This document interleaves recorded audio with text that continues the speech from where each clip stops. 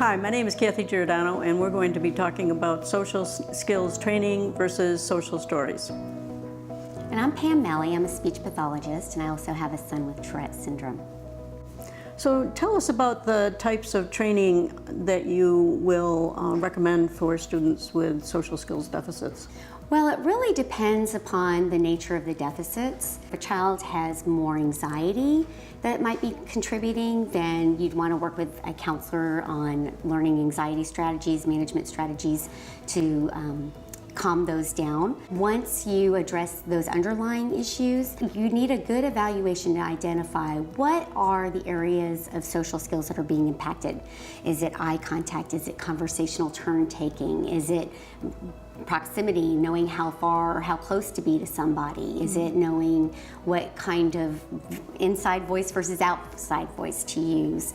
So there are lots of different parameters involved in social skills training, and it really takes a good evaluation to identify what specifically needs to be addressed. Could you tell me the difference between social skills training and social stories?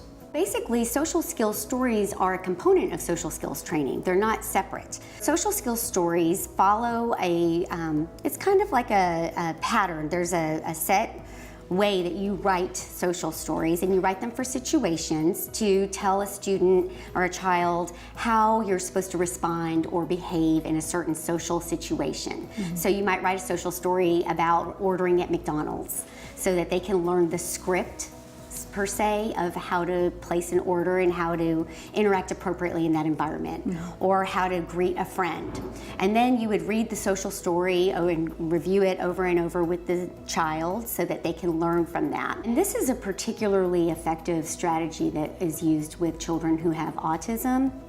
The problem is, in Tourette, oftentimes the child does know what they're supposed to be doing, but when they get in a situation, they're not able to do it. And that's where that underlying diagnosis comes in, because we really have to find out why can they not perform the way they want to in that situation. So is it because maybe they're not understanding because they have an auditory processing problem, or is it because they have underlying anxiety? And that's why that's so critical. Children with autism do really well with following that script. Children with Tourette can struggle more with following a script because that's not really what the issue is. Tell us what kind of professional could be involved in doing social skills training.